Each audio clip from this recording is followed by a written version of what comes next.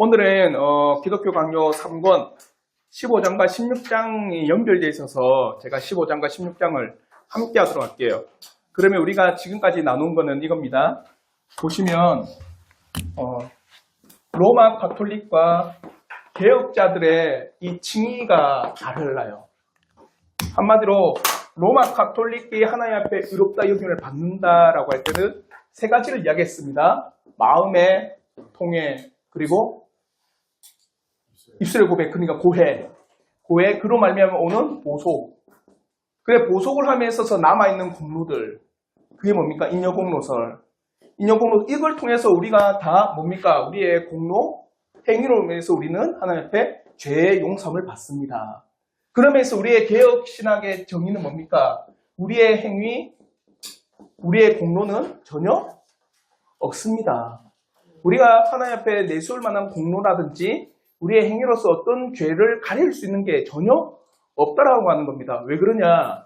하나님 앞에는 율법이 그래요.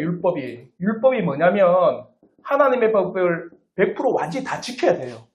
단 하나라도 어기게 되면은 분명히 말합니다. 이걸 가운데 작은 것 하나를 어기게 되면 모든 것을 다 어기느니라. 한마디로 율법 가운데 단 하나라도 어기게 된다면 모든 율법을 다 어길 수밖에 없어요. 그러면서 우리는 율법을 완전히 다 지킬 수 없는 우리의 모습 가운데서 분명히 말씀하세요. 우리는 태생적으로 하나님의 율법의 말씀을 지킬 수 없는 상태입니다. 그러니까 우리로부터 나오는 모든 것들은 다 어때요? 죄악된 거예요. 그러니까 이 율법을 지킬 수 없는 우리의 본성적 태생들, 죄로 말미암아 태어난 우리의 태생들이 하나님 앞에 어떻게 그 행위로 말미암아 죄상을 받을 수 있느냐? 그 길은 전혀 없다라는 겁니다. 이게 우리가 지금까지 나누었던 끊임없이 계속 나누고 끊임없이 우리가 계속 주장했던 내용이 이겁니다. 결코 우리의 행위로는 하나님 앞에 내세울 것이 없습니다. 오직 우리의 공로가 있다면 어떤 공로일까요? 그죠? 예수 그리스도를 믿게 해주신 은혜밖에 없다라는 거예요. 그 은혜 외에는 우리가 내세울 만한 것이 전혀 없습니다. 그럼에 있어서 오늘 우리가 나누는 이 내용은 뭐냐면 로마 가톨릭에서 말하는 그런 주장들, 한마디로 교부들, 인간의 공로, 칭의의 인간의 공로가 필요하다라고 말하는 로마 가톨릭의 근거하는 신학들, 한마디로 이 로마 가톨릭이 그 신학의 근거가 있겠죠. 누구로부터 이렇게 배웠습니다. 누구로부터 이렇게 들어왔습니다. 누구로부터 차용했습니다. 하겠죠. 그래서 그들이 제일 많이 주장하는 사람들이 누굴까요? 교부들. 교부들과 더불어서 또 누구를? 성경의 말씀들. 한마디로 성경에서 이런 내용들이 있지 않냐? 그러면서 이 교부들과 성경에서 우리는 뭘 차용했다는 거예요? 우리의 행위로 말미암아 하나님 앞에 칭의를 얻을 수 있음을 우리가 배우고 있다. 그러니까 봐라. 역사적인 교부들이 그렇게 말을 하고 있고 성경에서도 우리에게 상급을 이야기하고 있지 않느냐. 그러니까 우리는 우리의 행위로 말미암아 뭘 얻을 수 있다? 칭의를 얻을 수 있다라고 주장을 하는 거예요. 그러면 뭘 무너뜨리면 될까요? 그들이 주장하는 그 위대한 교부가 그러면 과연 행위를 나타냈느냐? 그리고 성경에서는 과연 행위를 주장하고 있느냐? 공로를 주장하고 있느냐? 그것만 무너뜨리면은 로마 가톨릭의 이 주장이 얼마나 매우 소위 말하면은 매우 거짓된 진리냐, 거짓된 사상이냐를 우리가 알 수가 있다는 거죠. 그러면 있어서 죄인이 의롭게 되는 것은 보세요. 성경의 가장 큰 주제인 목적이 그 문제. 죄인이 어떻게 용서함을 받고 죄인이 하나님 앞에 의롭다고 여김을 어떻게 받는가? 이 문제가 제일 큰 시급한 문제입니다. 그러면 여러분이 잘 기억해야 되는 거는 보세요. 성경이라고 하는 거는 우리의 죄 용서에 관한 문제를 다루고 있습니다. 인간의 죄 용서의 문제지 성경은 과학적인 책, 과학을 논한다? 물론 논할 수 있겠죠. 물론 어떤 사람은 성경을 보고 뭐 역청을 발견하고 뭐 그래서 그 가운데 뭐 석유를 발견하는 그런 사람들이 있겠지만 성경의 가장 근본의 문제는 어떤 문제일까요? 죄 용서. 죄 용서는 어떤 문제입니까? 구원이에요, 구원. 성경에서 제일 시급하게 다루고 성경에 가장 핵심적으로 다루는 거는 죄 용서, 어떻게 죄 용서를 받습니까? 한마디로 나는 어떻게 구원을 받습니까? 그게 제일 시급한 문제잖아요. 그걸 성경은 우리에게 가르쳐주고 있고 그걸 우리에게 말하고 있다는 거예요. 그러면 성경에서는요, 끊임없이 죄에 대한 문제에 대해서 사람의 공로를 이야기할까? 전혀 안 합니다. 그런데 사람들은요, 이 성경에 사람들이 달려가요. 봐라, 상급이 있지 않느냐. 물론 우리가 전체적으로 다 얻을 수 없지만은 우리의 행위라고 하는 것, 그것도 있지 않느냐. 야고보서에 보면 믿음이 행위 없는 것은 거짓된 믿음이다. 그래 우리에게는 뭘 강조하고 있어요? 행위를 강조한다. 봐라, 너희도 저 본향의 상급을 얻기 위해서 다름질하는 경주하는 자와 같이 어떻게 달려가라. 바울이 말하고 있다. 그냥 사람들이 어떻게 해요? 그 상급과 그 행위로 말미암아 우리가 성경으로부터 보고 듣고 배우고 있는 바다. 그러니까 우리가 이런 상급과 행위로 말미암아 죄 용서가 우리 가운데 일어나는 게 아니냐. 그렇게 이야기를 해요. 그럴싸하죠. 그게 뭐냐? 성경을 전제하여 사람들의 행위를 말하는 자들의 모습이 이거예요. 상급도 이야기하고 우리에게 행위 없는 믿음은 거짓이라면서 그 끊임없는 사람의 행위를 주장하는 이런 모습들. 그러니까 이런 모습들 가운데 우리가 죄 용서, 하나님 앞에 의롭다 여김을 받는 그 놀라운 은혜로 들어가는 것 아니냐. 자, 중요한 게 있습니다. 그러면은 여기서 상급 행위라고 말하지만 과연 이것을 사람의 공로라고 이야기할까요?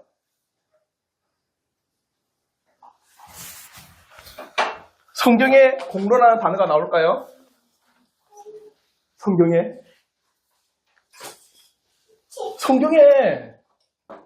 단 한마디도 공로라고 말하지 않습니다. 공로라는 단어가 없어요. 그러면은 이 상급과 행위가 어떻게 해서 공로가 되었느냐?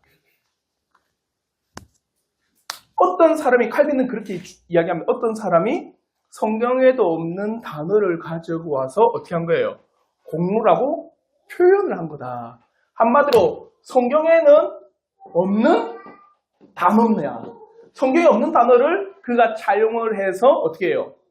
선포하고 가르치고 알려준 거다. 그 칼빈은 뭐라 하냐? 이렇게 성경에 없는 단어를 무분별하게 사용하는 그 사람은 참으로 어리석은 사람이다. 아시겠죠? 공로라는 단어 없고 이걸 통해서 이거는 사람의 공로가 아닐까. 그렇게 성경에도 없는 단어를 그가 끄집어 올려가지고 그것을 공로인 것처럼 설명하고 가르치는 사람은 매우 어리석고 무지한 사람이다. 성경에서는 단 한 번도 이 상급과 행위에 대해서 인간의 공로라고 말한 적이 없습니다.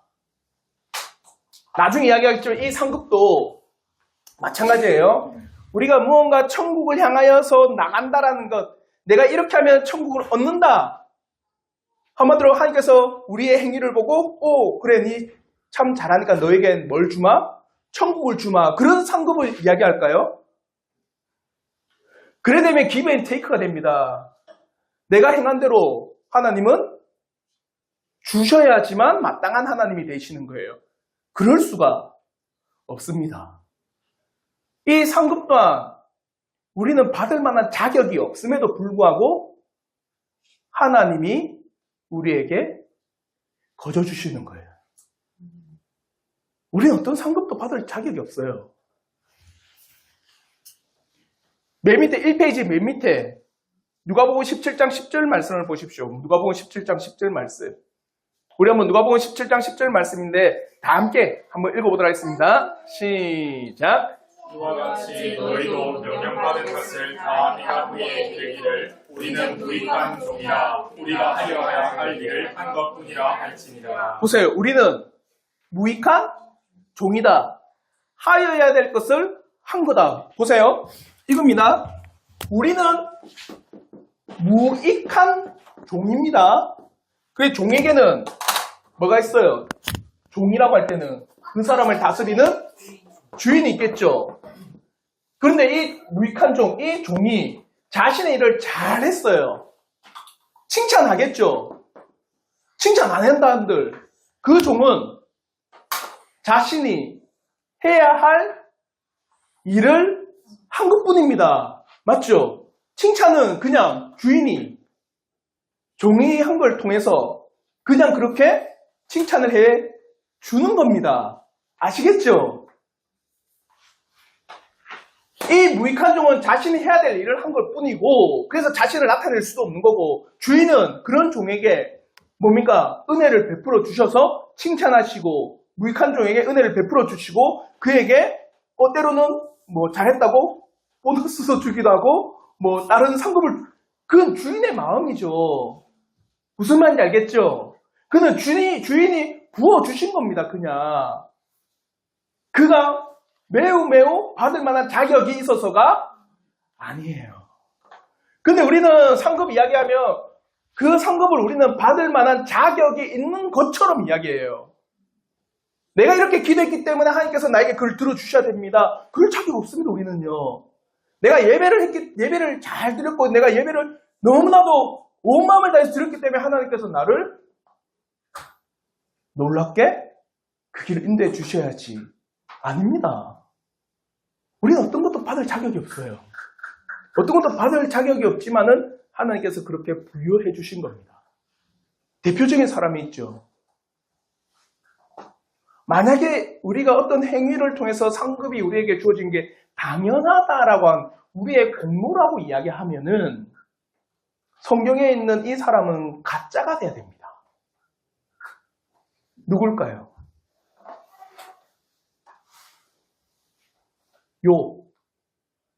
욥은 자기 아들들과 딸들과 함께 잔치를 배설하고 나서 어떻게 한 줄 아십니까? 욥은 은연중에 그들이 죄를 지었을까봐 하나님 앞에 제사를 드립니다. 그리고 나서 저들의 죄를 용서해 주옵소서라고 제사를 드려요. 그래서 하나님께서도 동방의 어떤 사람들보다 욥만큼 의인이 없다라고까지 합니다. 그러면 이제 하나님께서는 그에게 어떻게 해야 돼요? 그를 더 보듬으시고 그를 더 형통하게 만들어 주셔야 됩니다. 근데 그 다음에 어떻게 일이 발생했습니까?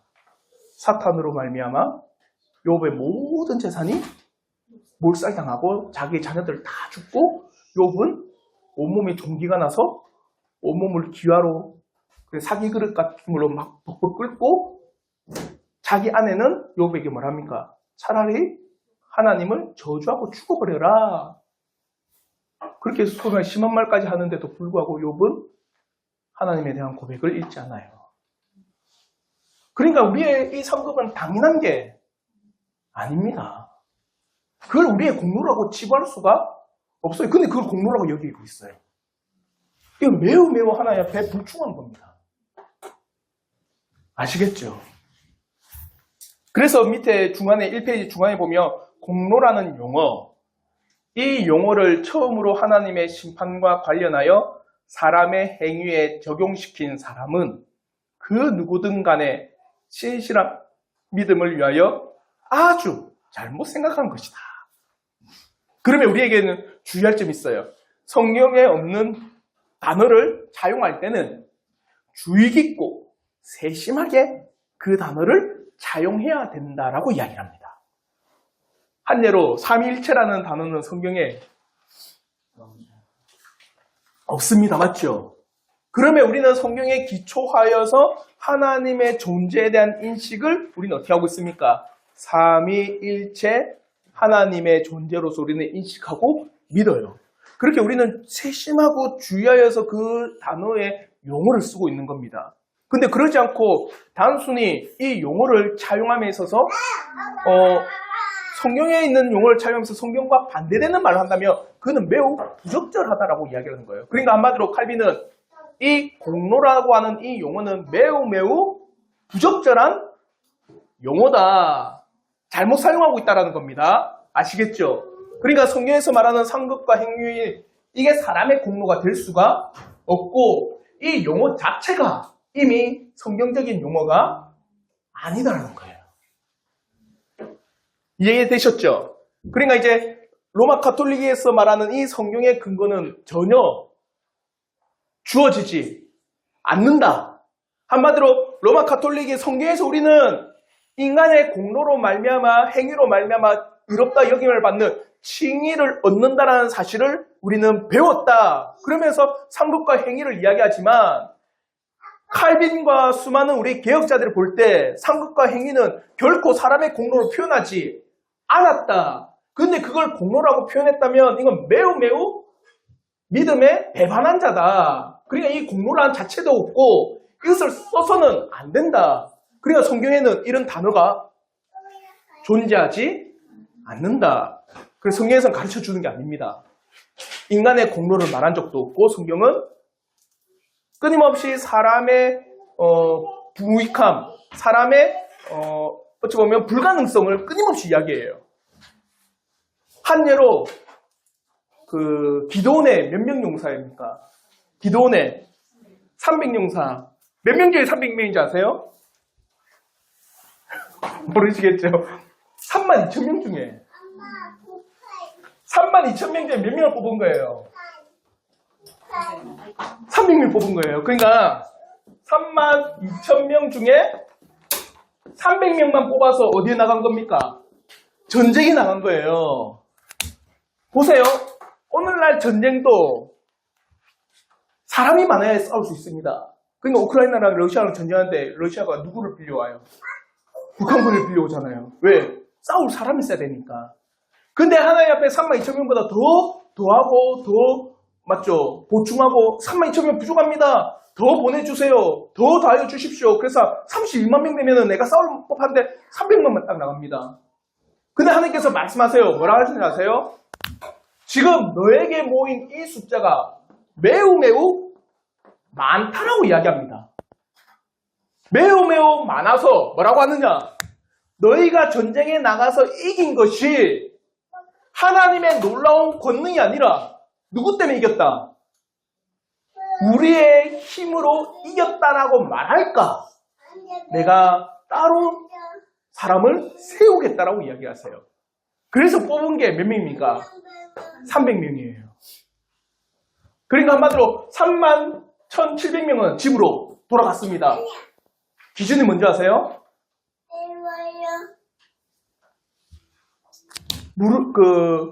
전쟁을 두려워하는 자. 집에 가랍니다. 전쟁에 두려워하는 자가 집에 가라니까 22,000명이 가요. 전쟁에 두려워하는 자가. 그러니까 이제 10,000명이 남았죠. 그 10,000명 가운데 또 이제 시험을 해요. 물을 먹으라는 겁니다. 그러니까 물을 먹는데 어떻게 먹느냐? 무릎을 꿇고 손으로 벌컥벌컥 마시는 사람은 다 돌아가라는 거예요. 무릎 꿇지 않고 뭡니까? 한 손으로 개가 할 듯이 물을 먹는 자는 남아서 전쟁을 치를 거. 그게 300명인 겁니다. 이것도 참 대단한 겁니다. 왜 그런지 아세요? 하나님의 기준은 뭘까요? 보세요. 전쟁 중이잖아요. 맞죠? 그러면 물을 꿇고 강에다 얼굴을 박고 물을 먹으려면 어떻게 되는 줄 아십니까? 무기를 다 내려놓고 사주 경계를 못해요. 그러니까 전쟁 중인데도 불구하고 경각심이 없는 겁니다. 내가 지금 어떤 형편에 있는지를 모르는 겁니다. 한번 시냇가에 물 먹으려고 머리를 한번 강에다 한번 넣어보세요. 사주 경계 절대 못합니다. 근데 물을 끓고 손을 떠서 개가 할 듯이 먹는다는 건 뭡니까? 사주 경계도 되고 전쟁에 임하는 자세도 되고 한마디로 내가 지금 어떤 형편에 처했는지를 알고 있는 자들이에요. 그 300명을 딱 두고 전쟁을 합니다. 그 사람들 어떻게 하는지 아세요? 세바와 살문나를 죽이기까지 밤새도록 전쟁하고 배가 고픔에도 불구하고 전쟁을 하고 하나님이 명령하신 그 뜻을 이루기까지 온 힘을 다해서 달려갑니다. 아시겠죠? 그러니까 하나님께서는요, 이렇게 300명을 뽑은 건 구원은 누구의 손에 있다? 하나님의 손에 있다라는 거예요. 성경은 끊임없이 상급과 행위에 대해서 인간의 공로를 말하지 않습니다. 모든 것을 하나님의 전적인 은혜고 하나님의 주권적인 역사를 이야기하는 거지 사람의 공로를 결코 성경은 주장하지 않습니다. 성경 그래서 로마 가톨릭의 이 성경에 근거한 주장은 무너뜨려지는 거예요. 그러면 이제 교부들은 뭐라느냐? 어거스틴과 베르나르를 보십시오. 뭐라고 하느냐? 로마 가톨릭 이 사람들은 어거스틴을 참 좋아합니다. 근데 어거스틴은 행위를 뭐라느냐? 우리 한번 어거스틴 이 말 세 줄인데 다 같이 한번 한 목소리로 읽도록 하겠습니다. 시작. 인간의 공로는 아담을 통하여 사라졌으니 여기서는 잠잠하게 하라. 그리고 하나님의 은혜가 예수 그리스도로 말미암아 통치하도록 하라. 오 하나님이여, 성도들은 자기들의 공로에 아무것도 돌리지 않사옵니다. 모든 것은 오직 주의 긍휼하심에만 돌릴 것이옵니다. 보세요. 어거스틴 뭐랍니까? 사람의 공로가 있다 없다? 없습니다. 아니 그토록 교부들의 신학을 자기들은 배워왔고 교부들의 신학을 우리는 정말 전통적으로 여기며 교부들의 주장을 우리가 끊임없이 세워오고 있습니다라고 하지만 실질적으로 교부들은 말할 때 사람의 행위는 없습니다라고 이야기를 해요. 그리고 베르나르를 보십시오. 베르나르는 뭐라느냐? 우리 5줄인데 좀 길지만 다 함께 한번 읽도록 하겠습니다. 시작. 공로가 있다면 공로가 있는 채 하지 않는 것이므로 공로가 없는 것이 심판을 위해 충족한 것입니다. 그러므로 공로를 갖도록 주의를 기울이십시오. 그리고 공로가 생기거든 그것이 받은 것이라는 것을 알아야 합니다. 열매를 기대하고 하나님의 긍휼하심을 바라십시오. 그리하면 빈곤과 감사 없음과 교만의 온갖 위험은 이미 피한 것이나 다름이 없습니다. 공로가 있으면서도 있다고 내세우지 않거나 공로가 없으면서도 없다고 움츠러들지 않는 교회는 복이 있습니다. 참 재밌는 말이에요. 보세요. 첫 번째 말은 뭐냐? 공로가 있다면, 우리에게 만약에 공로가 있다면 어떤 공로냐면 공로가 없는 것이 우리의 공로다. 반어법이죠. 한마디로 나는 공로가 없습니다. 또 공로가 없는 것이 심판을 위해 충족한 것이다. 우리가 심판을 받으면서 우리의 공로가 전혀 없다는 것이 참으로 만족한다. 하나님의 심판을. 그럼 우리의 공로를 누구로 보는 거예요? 예수 그리스도를 보는 겁니다. 그래서 뭐라고 합니까? 공로를 갖도록 주의를 기울여라. 이거는 사람의 공로를 갖기를 주의를 기울이라는 게 아닙니다. 왜? 뒤에 뭐라 합니까? 공로가 생기거든 그것이 받은 것이다. 한마디로 내가 무언가 행위를 통해서 공로를 얻어서 쟁취한 게 아니라 당신이 공로를 갖도록 주의한다는 것은 그렇게 주시도록 너희가 기울여야 된다는 거예요. 누가 주시는 걸까요? 하나님께서 우리에게 믿음 가운데 누구를 예수 그리스도라고 하는 공로를 우리에게 베풀어 주시는 걸 기다리는 겁니다. 한마디로 베르나르 자체도 뭐라고 합니까? 우리에게는 공로 없습니다. 오직 우리에게 공로가 있다면은 예수 그리스도 하나님께서 우리에게 베풀어 주시고 하나님께서 우리에게 부어 주신 예수 그리스도 그 공로밖에 우리에게는 없습니다. 이 공로를 얻기를 주의를 기울이라는 거예요. 재밌는 게 있으면 이 베르나르가 누군지 아십니까? 클레르보의 베르나르라고 하는데 로마 가톨릭의 영성, 사막교구 영성에 대한 대가입니다. 어찌 보면은 로마 가톨릭의 신학의 체계를 매우 잘 세운 사람이에요. 중세시대 때. 그런 베르나르조차도 사람의 공로는 있다 없다? 없다라는 거예요.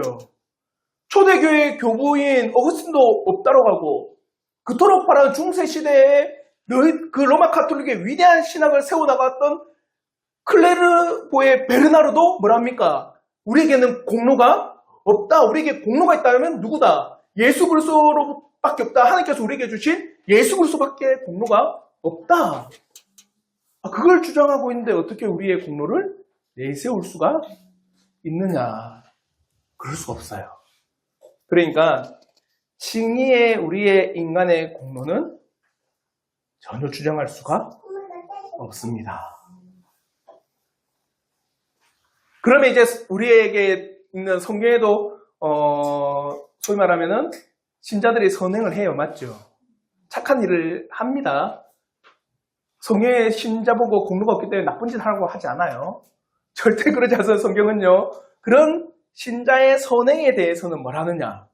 칼빈은 신자의 공로, 선행, 그에 대해서 이제 우리 1페이지 맨 밑인데 우리 한번 네 줄인데 다 함께 한번 읽도록 하겠습니다. 시작. 성경은 사람들의 행위가 온통 부정함으로 가득 차 있기 때문에 하나님 앞에 도저히 설 수가 없음을 진술하고 있다. 그리고 성경은 사람들의 행위의 진면목을 보여주고 있다. 바로 종이 당연히 해야 할 일이고 의무를 행하였다고 하여서 칭찬받을 것도 아닌 무익한 종일 뿐이다. 아시겠죠? 성경에서 말하는 신자의 선행이라고 하는 것은 그게 우리를 하나님의 공로 가운데 세우는 게 아니라 당연히 우리가 해야 할 일을 한 것뿐입니다. 그러면서 신자의 선행 2페이지에 보면 구원에 대해서 어떠한 유익도 없는 것이지만 신자의 선행은 하나님을 기쁘시게 하는 것이요. 한마디로 신자가 선하지 않다, 신자가 착한 일을 안 한다, 신자가 선행을 안 한다, 그게 아닙니다. 신자는 선행을 합니다. 맞죠? 한마디로 신자도 선행을 합니다. 근데 그게 뭐냐? 우리의 공로가 아니고 우리가 당연히 해야 될 의무를 한 겁니다. 아시겠죠? 그래서 이 신자의 의무는 열매입니다. 누굴 믿어서? 예수 그리스도를 믿음으로 말미암아 우리에게 주어진 열매예요. 당연히 맺어지게 돼 있어요. 아시겠죠? 차라리 안 맺어지면 그게 문제예요. 신자가 선행을 함에 있어서 그 착한 행실이 없다, 그 열매가 없다라면 우리는 심각하게 고민을 해봐야 됩니다. 어떤 고민을요? 나는 신자인가? 결코 신자의 선행은 공로를 말하지 않습니다. 신자의 선행은 의무고 당연히 예수 그리스도를 믿음으로 말미암아 주어진 열매입니다. 근데 로마 카톨릭은 거꾸로 이야기해요. 신자의 선행은 열매가 아니라 공로다. 당연히 맺는 게 아니라 그렇게 맺도록 해야 한다. 그래서 그걸 우리의 공로로서 주장을 해버리는 거예요. 결코 신자의 선행은요, 하나님을 기쁘시게 하는 것이고 그것을 행하는 자들에게도 열매로 내는 것입니다.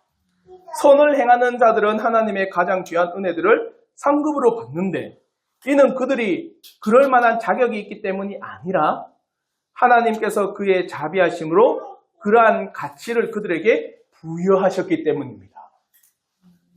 차이가 있습니다. 보세요. 신자가 선행을 했습니다.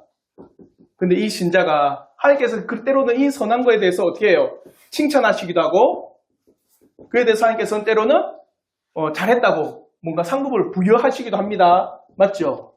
근데 이럴 때 두 가지 반응.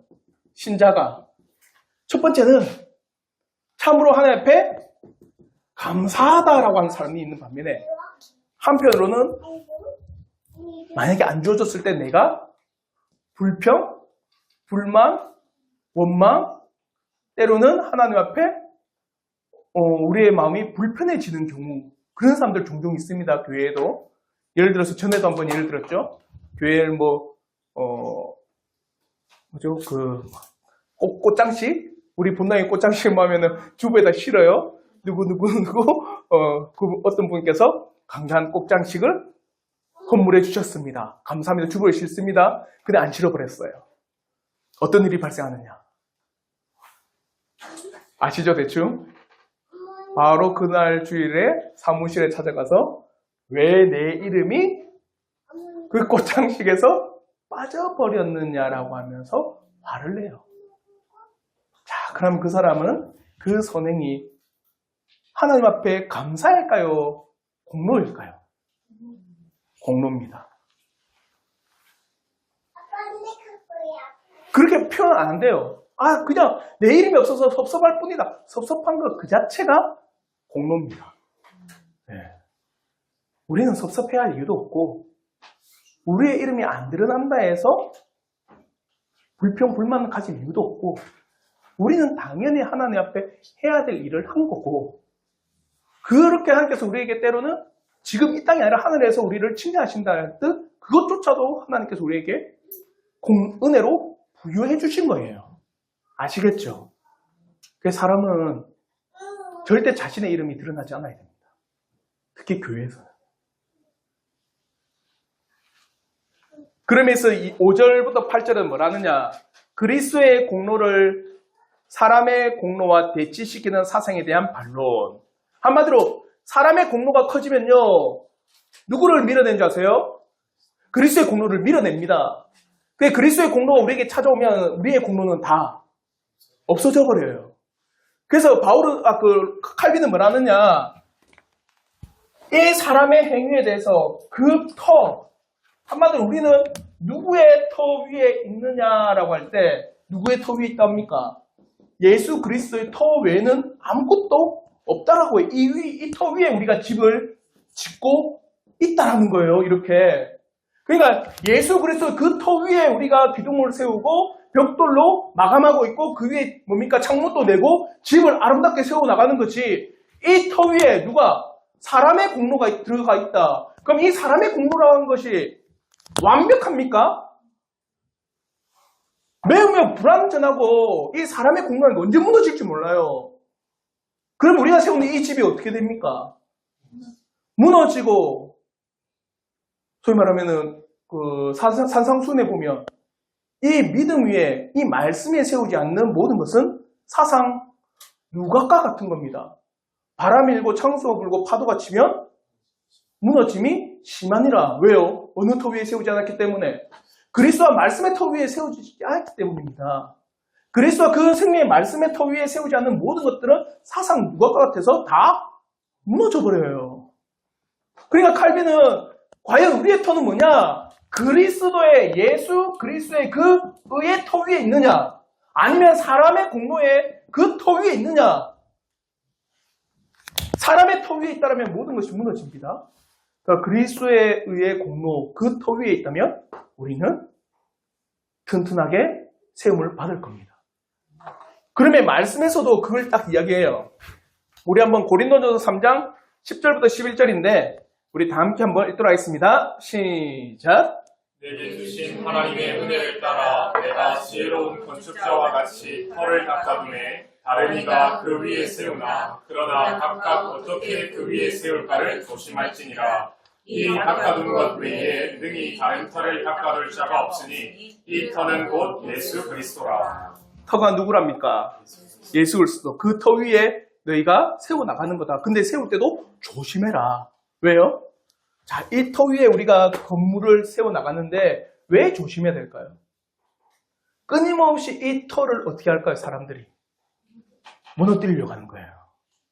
예수 그리스도의 공로의 터를 사람의 공로로 계속 바꾸려고 하는 노력들이 끊임없이 일어나고 있습니다.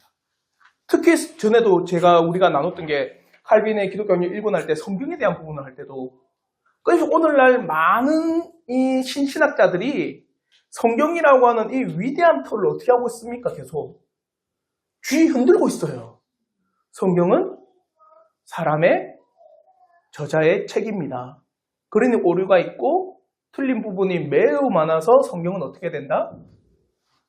수정하고 보완하고 바꾸고 시대에 맞게 그것을 고쳐 나가야 됩니다. 그래서 실질적으로 플로우 신학교는 성경의 모성을 믿질 않아요. 성경은 오류가 있습니다. 그걸 언제부터? 1960년대부터 플로우 신학교의 신학자 교수들 한마디로 구약학이든 신약학이든 그 신학교에서 가르쳐오는 바는 성경의 오류성 가운데서 어떻게 새로운 신학적인 사상들을 끌어낼까예요. 그러니까 플로우 신학교에는 이미 1960년대 이후로부터는 성경의 무호성을 주장하지 않습니다. 그 끊임없는 하나님의 이 놀라운 터를 해방하려고 했으니까 바울 사도는 뭐랍니까? 이 터 위에 너희가 세워져 있다. 근데 이 세움에 있어서 너희는 어떻게 하라? 조심하라. 그 터, 예수 그리스도라고 하는 이 터, 그 진리라고 하는 그 터가 회방받지 않고 훼손되지 않도록 너희가 그 터 위에 조심히 그 집을 세워 나가야 된다는 거예요. 끊임없이 우리는요, 이 터를 굳건하게 보존을 하셔야 됩니다. 그래서 교회의 가장 큰 사명이 뭔지 아세요? 교회의 가장 큰 사명? 많은 분들은 전도라고 하는, 전도도 물론 교회가 전도를 해야 됩니다. 근데 교회의 가장 큰 사명은 뭔지 아십니까? 교회는요, 그 시대 가운데 말씀을 보존하고 지키고 사수하고 전하는 겁니다. 시대 가운데 끊임없이 하나님의 말씀, 그 말씀이라 할 때는 통칭적으로 누구? 예수 그리스도의 구원, 그 삼위일체 하나님, 그 더불어 하나님께서 이 땅에 베푸시는 놀라운 역사들, 그의 창조들, 그의 섭리들, 수많은 하나님에 대한 놀라운 성경에서 말하는 그 가르침들을 교회는 어떻게 한다는 겁니까? 보존하고 지키고 사수하고 전하는 겁니다. 그게 교회의 가장 큰 역할이에요. 그 터가 훼손되지 않도록. 아시겠죠? 그 터가 훼손된다면 그는 교회로서 기능을 상실한 겁니다. 그는 교회의 크고 작은 문제가 아닙니다. 이 땅에 있는 모든 교회는 다 그러해야 됩니다. 아시겠죠? 그래서 칼빈은 이 터라고 하는 것은 예수 그리스도밖에 없습니다. 이 터라고 하는 것은 예수 그리스도의 그 진리의 터 위에 우리에게 어떠한 터도 없습니다. 그러니 당신들이요, 이 사람의 의를 나타내려고 하는 그런 뭡니까? 좀 소위 말하면 아주 하찮은 그런 터를 이야기하지 마십시오. 오직 예수 그리스도 그 그리스도의 의 외에는 어떤 것도 없음을 기억하십시오. 아시겠죠? 그러면서 또 뭐라느냐? 소르본느의 신학자들, 그리스도께서 우리를 위하여 첫 번째 은혜를 담당하셨다고 합니다. 한마디로 소르본느의 신학자는 뭐라냐? 여기서 소르본느의 신학자에 대해서 제가 밑에 그냥 남겼는데, 파리 대학의 교수들, 한마디로 로마 카톨릭을 추종한 자들, 그리고 로마 카톨릭을 추종하니까 누구를 싫어할까요? 종교개혁자들을 매우 싫어하고 종교개혁자 이단이다라고 하는 그 소르본느의 신학자들에 대해서 칼빈이 뭐라 하느냐? 그들은 예수 그리스도께서 길을 닦아 놓았다. 이게 뭐냐면 이거예요. 예수는 하나님 앞에 가는데 누가? 사람이 가야 되겠죠. 맞죠? 사람이 가는데 예수 그리스도가 그 길, 닦아놓은 길이고 이 길로 들어가는 건 누구라는 겁니까? 사람이 가는 거예요. 그 사람의 공로, 그 사람의 행위로 이 길을 걸어가고 있다는 거예요. 아시겠죠? 그러니까 예수 그리스도는 단지 우리에게 그 길을 열어놓았을 뿐이다. 이걸 뭐라느냐? 중생이랍니다. 그 중생은 예수 하나님 앞에 나가는 길을 열어놓았고 그 이후로는 이제는 뭘 해야 된다는 거예요. 너희들이 선행을 해야 된다는 게 소르본느 신학자들의 주장이에요. 그러므로 결국에 하나님 앞에 도달할 수 있는 것은 예수 그리스도가 아니라 누굽니까? 인간의 그 공로와 사상이라는 거예요. 그 소르본의 신학자들이 주장한 게 로마 가톨릭의 신학입니다. 얼마나 비역한 겁니까? 그래서 예수 그리스도 터 위엔 어떠한 터를 세우지 마십시오라고 이야기해요. 아시겠죠? 그러면서 칭의교리를 부정하는 교황교회에 따라 오류를 반박한다. 시간이 많이 되어가지고 우리가 여기까지 하면 좀 밤이 좀 맞을. 이거는 한번 읽어보셔도 되는데 어떻게 괜찮겠습니까? 보면은 이거예요. 칭의교리를 부정하는 교황주의자들은 뭐라느냐? 칭의교리는 선행을 부정한다. 한마디로 로마 가톨릭이 주장하는 이 칭의에 대해서 짧게 할게요. 뭐라고 하냐? 칭의라고 하는 거는 우리의 값없이 의롭다함을 받는 게 칭의다. 그러니까 이 칭의라고 하는 게 그러면은 사람들에게 선행을 거부하게 한다. 왜? 너희들 선행은 다 의미가 없으니까. 소용도 없고 의미도 없고 그 선행이라는 것 하나님 앞에 아무런 효과, 가치도 없으니까 선행을 하지 않도록 만들어버린다. 이렇게 주장하는 거예요. 그리고 또 뭐라고 주장하느냐? 3페이지에 보면 선행은 열심을, 한마디로 선행을 하려고 하는 그 열심을 제거한다. 선행을 거부할 뿐만 아니라 선행을 하기를 어떻게 해요? 거부를 하게 만든다. 그 칭의가. 그리고 또 뭐라 하냐? 죄를 짓는 것을 쉽게 만든다. 왜요? 로마 가톨릭은 그 이제 보속의 개념이 뭔지 아시죠? 제가 오늘 또 열혈사제 보니까 김남길이 그 누구죠? 여주인공 검사 와서 고해성사하는데 그 이야기예요. 신부님 저에게 보석 안 해주냐고. 가서 용서 빌고 오라고. 그때 해주겠다고. 그 보석이 뭐냐면 내가 어떤 행위를 통해서 죄상을 받는 겁니다. 그러니까 그 보석이 뭐에 따라서 매우 이거 엄중하게 돼버리는 거예요. 내가 하기 힘든 보석을 딱 이야기해버려요. 이거 해야지만 죄 용서 받습니다. 한마디로 교회 청소를 1년 동안 하십시오. 그럼 너무 힘들어요. 맞죠? 그럼 그걸 하지 않으면 마음과 성심을 다해서 하지 않으면 죄 용서가 안 돼요. 그러니까 죄를 지으려고 할까요? 안 지으려고 할까요? 내 행위가 들어가면요 어렵잖아요. 그럼 안 하려고 하는데 증인은 당신 행위 없습니다.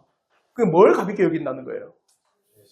죄 짓는 걸 가볍게 여긴다는 거예요. 누가? 로마 가톨릭이. 그 교황이. 맞을까요? 정말 거듭난 신자는요 하나님 앞에 선행하기에 힘씁니다. 사상수훈에 너희는 소금이라 만일 소금이 그 맛을 잃으면 무엇을 짜게 하리요? 너희는 빛이라. 빛은 어디에 있다? 등경 위에 두나니 말 안에 두지 않는다. 왜? 등경 위에 둬서 온 집안이 그 빛으로 비춤을 받게 하기 위함이다. 그러니 뭐라는 줄 아세요? 그러므로 너희도 이렇게 이웃에게 착한 행실을 하라. 그로 말미암아 그들이 하나님 앞에 뭐하게?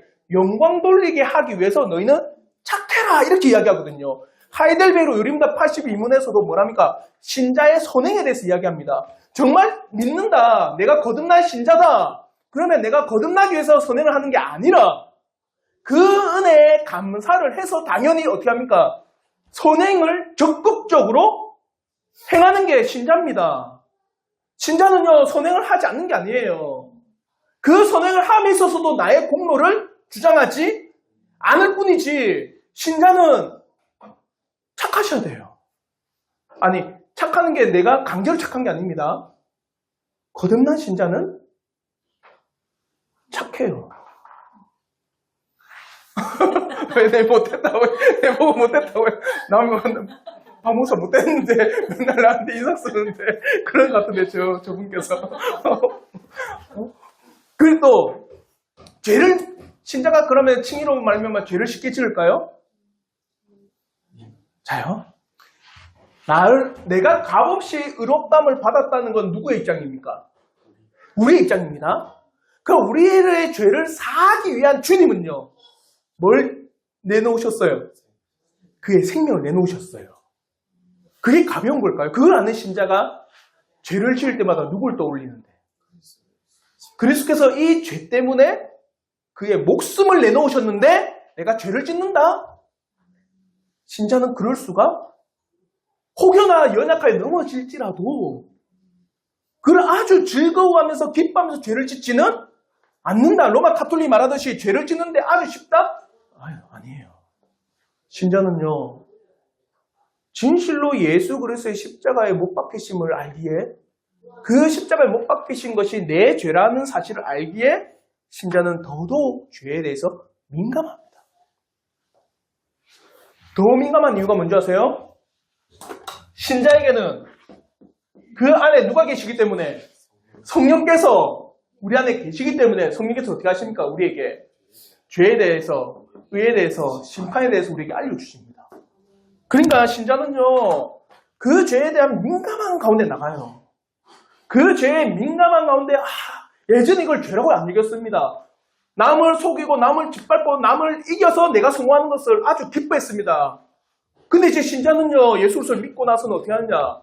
그게 우리가 살아가야 될 도리가 아니란 걸 깨닫고, 이게 죄였구나. 남을 짓밟고 올라선다라는 자체가 참으로 매우 이웃에 대한 사랑을 거부한 죄였구나를 깨닫고는 이웃을 내 몸과 같이 사랑하는 게 신자가 되어버립니다. 그게 신자는 죄에 대해 민감합니다. 아시겠죠? 그러니까 로마 가톨릭이 말하는 칭의를 위해서 우리의 공로, 인간의 공로를 내세울 때 교부들도 그랬다, 성경에도 그랬다. 다 가짜예요. 성경은 결코 사람의 공로를 말하지 않았고 교부들 어거스틴조차도 사람의 공로가 없다고 이야기하고 베르나르조차도 중세의 그 신학자인 베르나르조차도 우리에게 공로가 있다면 예수 그리스도밖에 없다고 하고 또 우리의 터가 무엇이냐? 그 터는 예수 그리스도 터 위에 어떠한 터도 없다고 성경 가르치고 있는데 사람의 의로 그 터를 바꾸려고 하는 것은 매우 매우 위험한 사상이다. 그래도 로마 교황청이 말하는 로마 교황이 말하는 이 세 가지 선행을 고부하게 되고 선행에 대해서 뭡니까? 열심을 안 내려고 하고 그하더러 죄를 짓는데 아주 빠르다 쉽다. 아니다.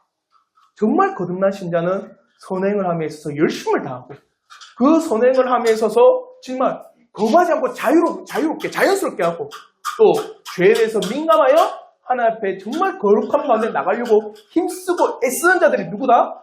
신자다. 아시겠죠? 그러니 로마 가톨릭의 그 주장이 얼마나 얼토당토 않는 주장인지 칼빈을 통하여서 우리에게 가르쳐주는 바는 사람의 공로는 결코 없습니다.